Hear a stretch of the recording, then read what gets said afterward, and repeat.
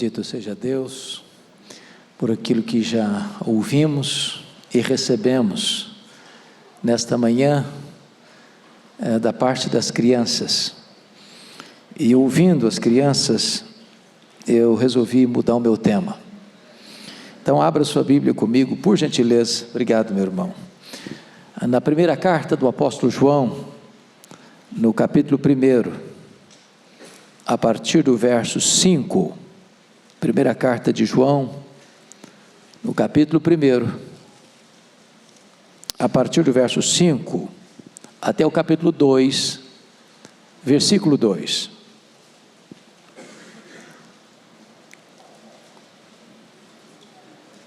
Assim está escrito: ora, a mensagem que da parte dele temos ouvido e vos anunciamos é esta, que Deus é luz, e não há nele treva nenhuma. Se dissermos que mantemos comunhão com ele, e andarmos nas trevas, mentimos e não praticamos a verdade. Se porém andarmos na luz, como ele está na luz, mantemos comunhão uns com os outros, e o sangue de Jesus, seu Filho, nos purifica de todo pecado. Se dissermos que não temos pecado nenhum, a nós mesmos nos enganamos, e a verdade não está em nós. Se confessarmos os nossos pecados, ele é fiel e justo para nos perdoar os pecados e nos purificar de toda injustiça. Se dissermos que não temos cometido pecado, fazemo-lo mentiroso, e a sua palavra não está em nós. Filhinhos meus, estas coisas vos escrevo para que não pequeis.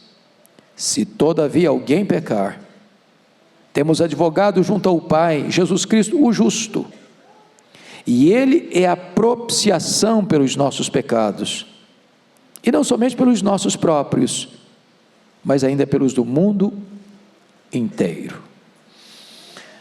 Irmãos, esse texto retrata para nós a gravidade extrema do pecado.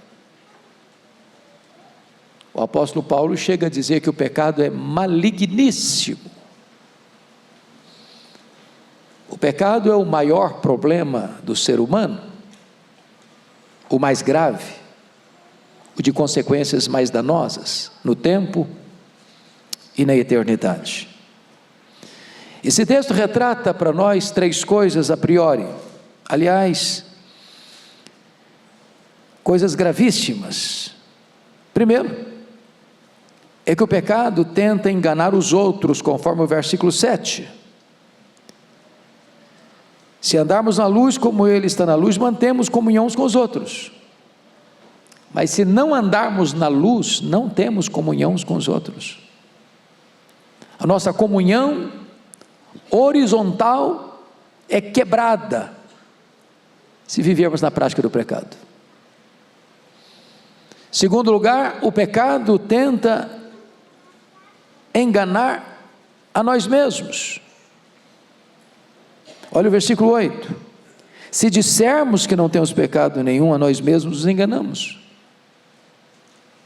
Ou seja, tapar o sol com a peneira, botar uma máscara de santidade, fazer uma propaganda das nossas virtudes, é um auto-engano. É um auto-engano.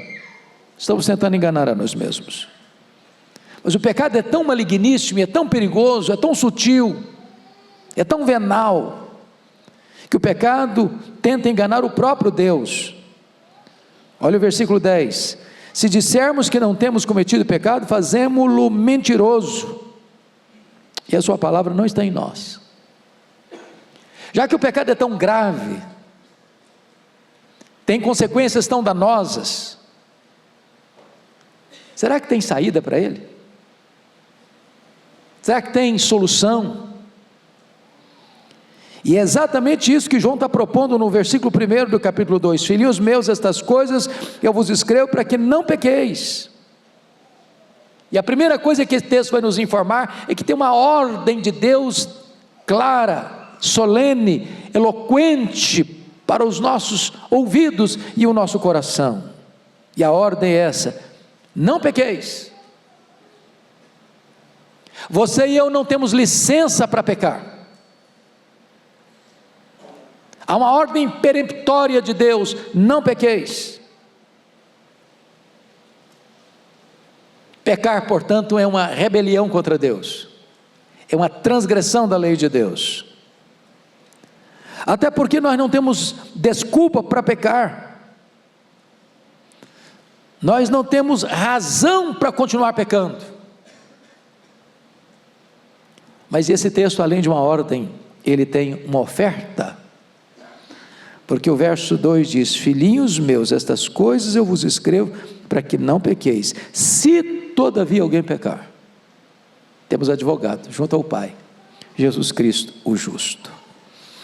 E aqui, meus irmãos, é muito curioso, porque a figura de advogado com relação a Jesus é muito diferente da figura do advogado em relação aos outros seres humanos. Quando é que alguém contrata um advogado? Quando tem um problema, quando tem uma causa para defender, quando está numa demanda jurídica, quando está sofrendo uma acusação, ou quando se cometeu um crime, um delito, uma transgressão, e precisa de defesa. Mas Jesus é um advogado diferente, e eu vou lhes mostrar por quê. Primeiro, porque o papel de Jesus como seu, como meu, como nosso advogado, não é declarar que nós somos bons. Ele não veio reafirmar a nossa inocência, ele veio declarar a nossa culpa. Ele não veio para dizer que você e eu temos méritos diante da lei e que precisamos por isso sermos inocentados no tribunal de Deus. Ele não veio para dizer que você é inocente. Ele não veio para dizer que você é uma pessoa livre, que não tem as peias do pecado.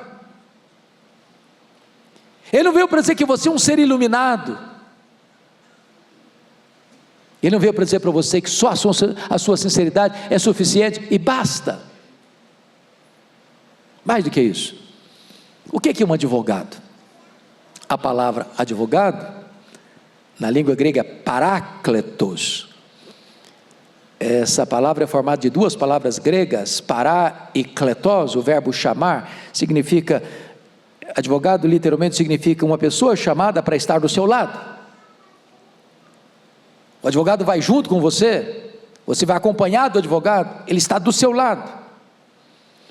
Mas Jesus não veio para estar do seu lado, ele não veio falar por você, ele veio para morrer por você.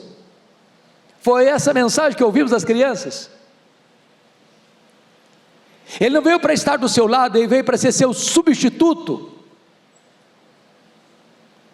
É por isso que o texto diz que ele é a propiciação pelos nossos pecados. E a palavra propiciar é uma das palavras mais importantes da Bíblia.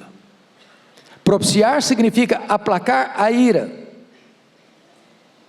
A Bíblia diz que o pecado provoca a ira de Deus. A ira de Deus se revela do céu contra toda impiedade e perversão dos homens. Algumas pessoas dizem: não, mas o meu Deus é um Deus de amor, eu não creio nesse Deus que fica irado. Bom, mas se Deus não ficasse irado, ele não seria Deus perfeito em seus atributos, porque Deus não pode ter o mesmo prazer na verdade e na mentira. Deus não pode ter o mesmo prazer na luz e nas trevas. Deus não pode ter o mesmo deleite no que é certo e no que é errado. Quando a Bíblia diz que Deus se ira, significa que Deus tem um caráter santo, que Ele resiste ao mal. É claro que a ira de Deus não é destemperada, pecaminosa como a nossa. A ira de Deus é a santa reação de Deus ao que é mal. Então a ira de Deus é provocada por causa do meu pecado. Deus está irado contra o mal. Agora, o que é propiciação? É quando a própria ira de Deus é propiciada. E de que maneira Deus o fez? Deus o fez enviando Jesus, o nosso substituto. Ele veio para cumprir a lei que nós quebramos. Ele veio para satisfazer as demandas da justiça de Deus que nós não conseguimos satisfazer. Ele veio tomando sobre si o meu, o seu, o nosso pecado. Ele veio assumindo a nossa culpa. Ele veio tornando-se pecado por nós, fazendo-se maldição por nós, morrendo a morte que nós devíamos morrer, pagando a dívida que nós não podíamos pagar. E com isso, ele propicia a ira de Deus. Ele não veio para ser apenas no nosso lugar, ele veio para estar do nosso lado, mas para assumir o nosso lugar. E Paulo escreve assim: aquele que não conheceu o pecado, Deus o fez pecado por nós, para que nele nós fôssemos feitos justiça de Deus. Essa é a grande obra da expiação, essa é a grande obra da redenção.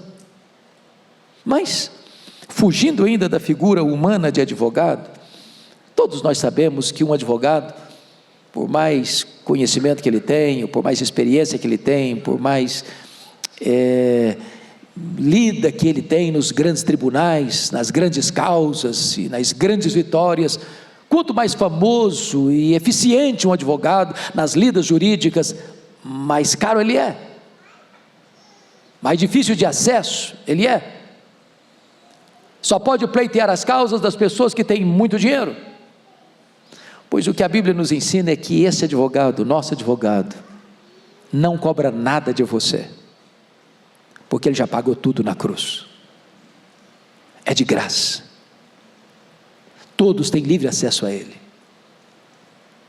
não há linha ocupada, você pode falar com ele onde você quiser, de onde você estiver, como você estiver.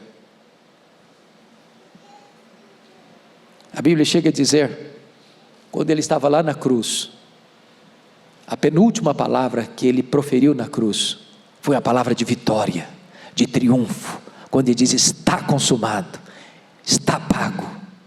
E ele pega o escrito de dívida que era contra nós, a nossa sentença de morte, e anula essa sentença, e encrava essa sentença na cruz, e com o seu próprio sangue, ele paga a nossa dívida, completamente, absolutamente, a ponto de ele agora dizer: você que crê em mim, você não deve mais nada, você está quites com a lei, você está quites com a justiça, você tem todo o crédito da minha justiça depositada em sua conta no tribunal de Deus. A Bíblia chega a dizer que ele não levou em conta a ignomínia da cruz, a vergonha da cruz, o opróbrio da cruz, pela alegria que lhe estava proposta, a alegria de salvar você, de redimir você, de trazer você para a presença de Deus. Isso é graça, e graça é um dom imerecido, você não paga nada, porque pagou tudo. Mas, talvez hoje você pudesse pensar: bom, se este é o advogado tão importante, ele tem alguma exigência a fazer? Sim, ele tem. Ele tem. E a exigência que ele faz certamente é esta: ou ele é o titular absoluto da ação, ou ele não pega essa ação. Não é Jesus mais as suas obras, não é Jesus mais os seus méritos, não é Jesus mais a sua religião, não é Jesus mais os seus ritos sagrados, não é Jesus mais Paulo, Pedro, Maria, não é Jesus mais o Papa, não é Jesus mais o pastor, não é Jesus mais a denominação, é só Jesus. Não há salvação em nenhum outro nome dado entre os homens, pelo qual importa que sejamos salvos. Quando os judaizantes quiseram acrescentar à obra de Cristo os rituais judaicos da circuncisão e do cumprimento de outras demandas da lei cerimonial, o apóstolo Paulo não aceitou. Um concílio foi reunido para tratar dessa matéria, porque a salvação é exclusivamente por Jesus Cristo nosso Senhor. Nenhum outro nome pode ser dado aos homens pelo qual importa que sejamos salvos. Outra exigência que ele vai requerer é que você não pode bater no peito e dizer: não, eu estou indo porque eu mereço, eu sou inocente, eu tenho méritos, eu tenho créditos, eu preciso pleitear meus direitos. O que Ele requer de todos é que cada um se considere pecador. Ele veio buscar e salvar pecadores. Ele veio buscar e salvar os que se consideram verdadeiramente perdidos. Aqueles que batem no peito e acham que têm justiça própria, que têm méritos diante de Deus, para esses Jesus não pode jamais oferecer socorro, porque Ele veio salvar pecadores.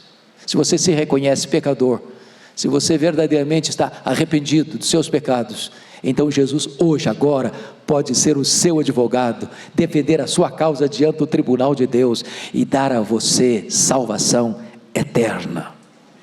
Bom, mas me permita colocar o último ponto, é que se existe uma ordem,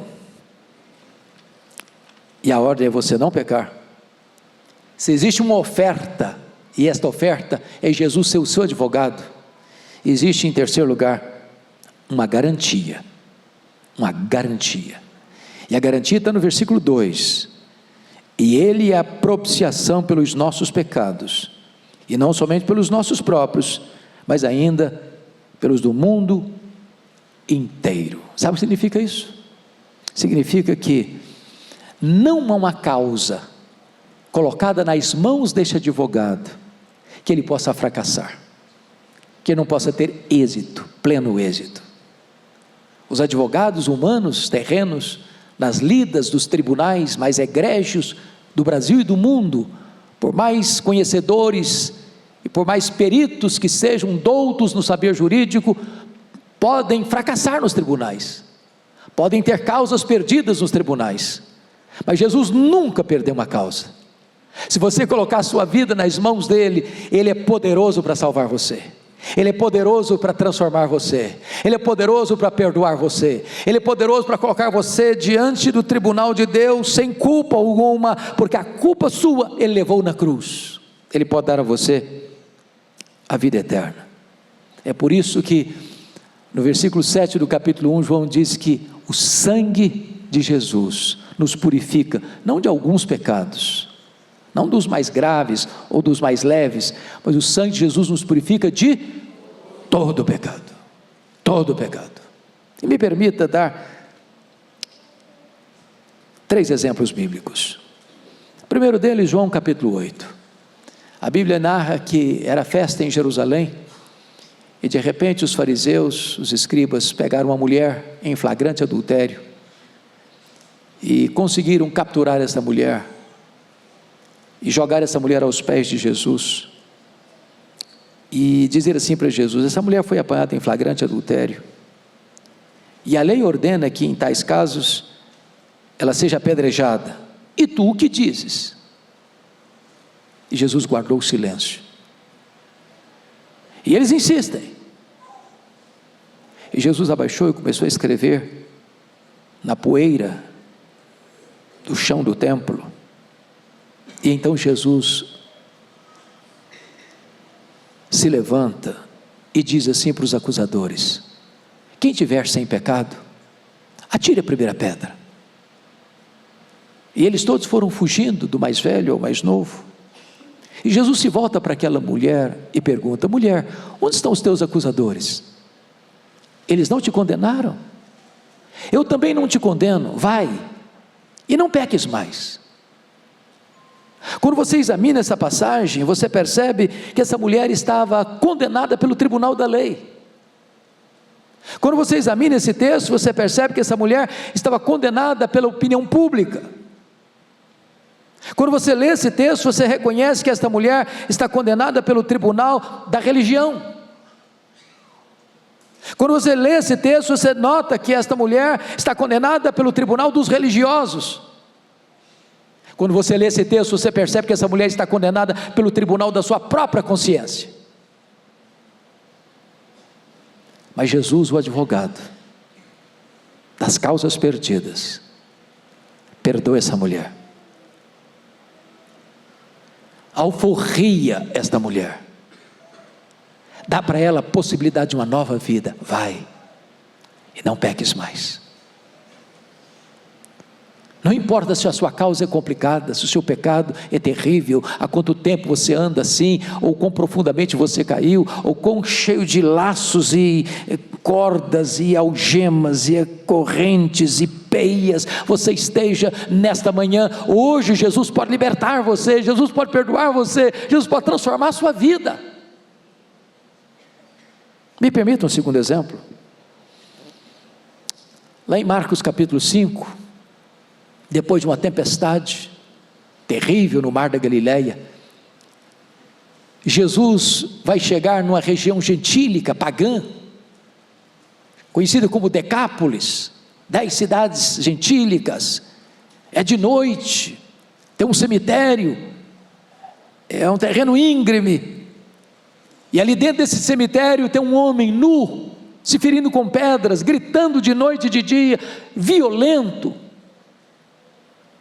Entre os sepulcros, tomado de 6.000 demônios, uma legião de demônios. A Bíblia diz que as correntes, as algemas eram quebradas, ele era foragido da lei, ele era enjeitado da sociedade, ele era rejeitado pela família, era um pária humano.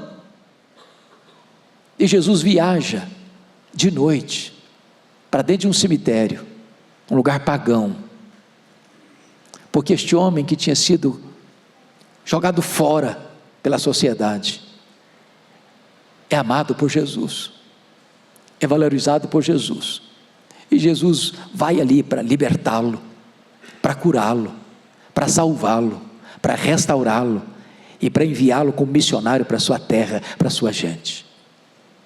Em outras palavras, não tem causa perdida para ele. Aquele que está caído na sarjeta, talvez envolvido em vômito, da bebedeira, das drogas destruidoras, da vida promíscua, aqueles que já se chafurdaram na lama, aqueles que talvez não têm mais nenhuma esperança de mudança e de transformação, pois Jesus é poderoso para libertá-los, para transformá-los, para perdoá-los, para salvá-los, para fazer deles membros da família de Deus. Não há causa perdida para ele. Mas eu colocaria um terceiro exemplo. Aquele homem relatado lá em Lucas capítulo número 5, um leproso, que a Bíblia diz que ele estava coberto de lepra, e Lucas, que era médico, quando falou que ele estava coberto de lepra, Lucas está dizendo que ele estava na fase final, que ele estava completamente carcomido pela doença, que ele estava devastado pela lepra, que o seu corpo já estava deformado, que as suas cartilagens já tinham sido consumidas, que o seu corpo já estava apodrecendo, que no meio dos trapos se misturava carne podre, e esse homem sentenciado à morte, sem qualquer perspectiva e esperança de vida, recorre a Jesus, adora Jesus, se prostra diante de Jesus, e diz: Senhor, se tu quiseres, tu podes salvar-me. E diz a Bíblia que Jesus, profundamente compadecido dele, tocou, e a palavra tocou significa segurar, abraçar. E eu imagino Jesus segurando aquele homem com vestes mal cheirosas, com a carne apodrecida, dizendo o seguinte: você não tem valor para a sociedade mais, mas eu te amo, eu me importo com você, você tem valor para mim, eu estou pronto a limpar você, a curar você, a salvar você, a transformar você. E é isso que Jesus pode fazer agora, hoje, nesse lugar, a você que está nos assistindo, exatamente nesse momento. Para ele não tem causa perdida, ele é o advogado, ele é a propiciação pelos nossos pecados. Bom, mas ele está pronto para atender você agora, nesse momento. Ele vive para interceder por você, e as causas que ele pode tomar de você são causas temporais e eternas. Talvez você possa dizer: bom, pastor, essa questão da salvação para mim já está resolvida, ele já é meu advogado e eu já fui salvo pela graça e estou seguro nisso, aleluia, louvado seja Deus. Mas talvez você tenha algumas causas humanas, terrenas, temporais, que afligem a sua alma, que machucam o seu coração, que atordoam a sua mente, que tiram o seu sono, que roubam a sua paz, que deixa você tantas vezes sem dormir, inquieto, desassossegado. eu quero encorajar você a colocar essa causa também na presença deste Jesus Todo-Poderoso, que pode aliviar o seu fardo, que pode enxugar suas lágrimas, que pode terapeutizar as doenças emocionais, as feridas do seu coração. E eu quero concluir dizendo que quando Jesus salva você, não tem mais possibilidade de você ser condenado, porque ao declarar você justificado, Ele o faz diante da Suprema Corte, que não tem mais apelação, não tem mais risco de essa salvação sua ser alterada, ser anulada, ou ser mudada a sentença a seu respeito. A Bíblia pergunta assim: se Deus é por nós, quem será contra nós? Aquele que não poupou o seu próprio Filho, antes por todos nós o entregou, porventura não nos dará graciosamente com Ele todas as coisas? Quem tentará acusação contra os eleitos de Deus? É Deus quem os justifica. Quem os condenará? É Cristo Jesus quem morreu, antes quem ressuscitou, o qual está à destra de Deus e também intercede por nós. Quem nos separará do amor de Deus que está em Cristo Jesus nosso Senhor? Será tribulação, perseguição, angústia, perigo, fome, nudez ou espada? Somos mais que vencedores por meio de todas essas coisas, porque eu estou bem certo de que nem a morte, nem a vida, nem anjos, nem principados, nem poderes, nem altura, nem profundidade, nem qualquer outra criatura poderá separar-nos do amor de Deus que está em Cristo Jesus nosso Senhor. Salvação eterna, segurança absoluta, vitória total. Mas eu preciso concluir trazendo um alerta. Hoje Ele quer ser o seu advogado, amanhã certamente Ele será o seu juiz. Ser advogado seu, é preciso que você entregue a sua causa a Ele. Porém, se você se recusar a fazê-lo, não será opcional da sua parte, certamente Ele será o seu juiz. E naquele dia não haverá revelia, todos terão que comparecer perante o seu tribunal. Hoje tem saída para você, a porta da graça está aberta, e o convite está feito. Se você pecar, você tem advogado junto ao Pai, Jesus Cristo, o justo. Hoje Ele pode defender você, e dar a você perdão, salvação, e vida eterna. Se o diabo vier acusar você, você fez isso, você fez aquilo outro, como um dia acusou Lutero num sonho terrível que ele teve, com a lista tenebrosa de pecados que ele havia cometido, e Lutero então acordar do sonho, diante da angústia daquele pesadelo, ele escreveu: é verdade, eu fiz tudo isso, mas só um detalhe não está aqui, é que o sangue de Jesus, o seu Filho, nos purifica de todo o pecado, Curva sua fronte, por favor, vamos orar.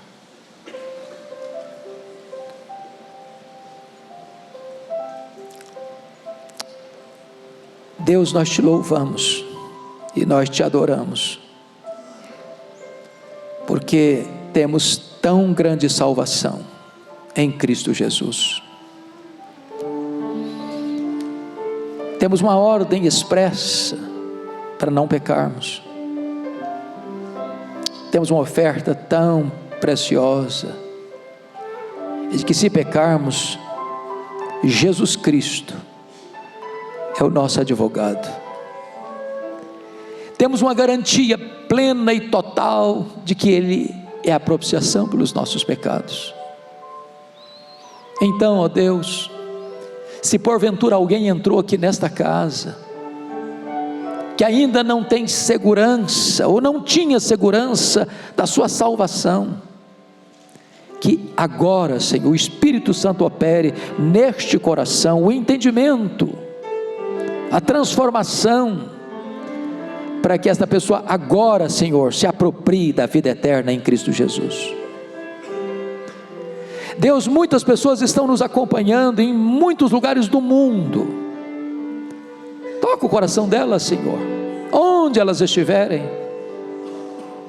e que haja salvação, meu Deus, nesta manhã, para que haja glória ao nome do nosso bendito Salvador, e haja festa diante dos teus anjos dos céus. Nós colocamos a nossa vida nas tuas mãos, com muita gratidão, por este presente maior, o presente da vida eterna, em Cristo Jesus, nosso Senhor, em nome de quem nós te oramos, aleluia, amém.